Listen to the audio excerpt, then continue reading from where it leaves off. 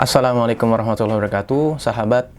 Unsur berikutnya yang menurut John Taylor Gatto menjadi masalah di dalam pendidikan formal di sekolah adalah adanya metode-metode yang memutus kebersinambungan proses pembelajaran di sekolah.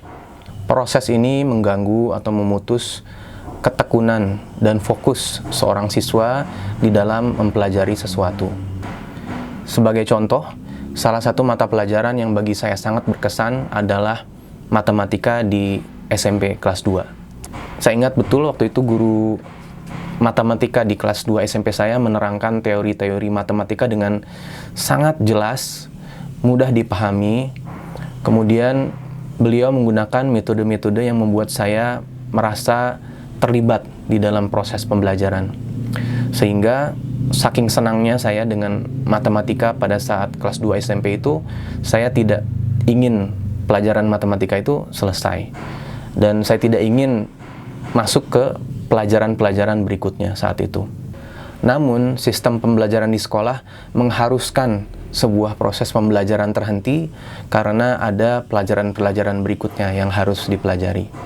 Padahal di luar sekolah, apabila seorang anak sedang tertarik atau sedang belajar sesuatu, misalnya belajar menggambar, belajar menulis, belajar berhitung, belajar merangkak, belajar berdiri, berjalan, dan seterusnya, anak tersebut akan terus didorong untuk belajar, dan belajar, sampai ia menjadi ahli di dalam apa yang ia pelajari, atau sampai ia bosan mempelajari apa yang ia pelajari. Menurut John Taylor Gatto, proses ini mengganggu kemampuan seorang siswa untuk tekun dan untuk fokus secara organik.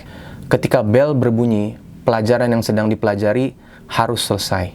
Semenarik apapun topik yang sedang dipelajari, sebesar apapun keinginan seorang siswa untuk terus belajar apa yang sedang dipelajari, ia harus memutus ketertarikan tersebut. Ia harus merubah mental state atau kondisi mental dia untuk beralih kepada pelajaran berikutnya. Padahal momentum adalah kunci di dalam keberhasilan mempelajari sesuatu.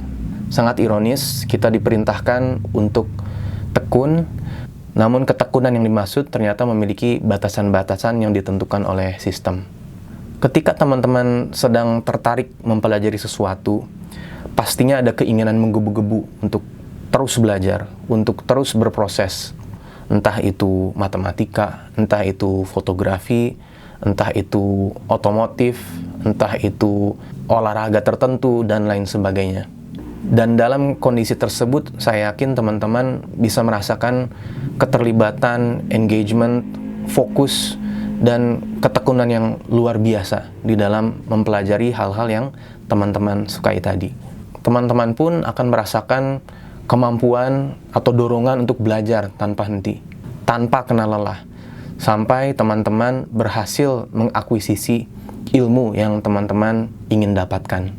Proses inilah yang membuat seseorang menjadi ahli di dalam sesuatu hal. Di sekolah, disrupsi terhadap engagement, disrupsi terhadap ketekunan ini terjadi berulang kali, setiap hari, secara terus-menerus. Sehingga seorang siswa menjadi terbiasa untuk tidak menghargai ketertarikannya, tidak menghargai antusiasmenya terhadap sesuatu.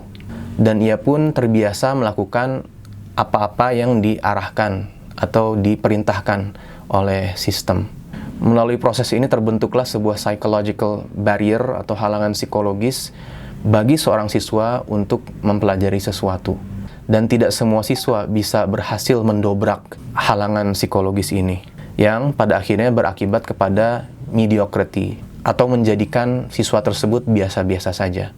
Wallahu alam, mungkin sekian dulu di video kali ini. Insya Allah kita teruskan pada video berikutnya. Assalamualaikum warahmatullahi wabarakatuh.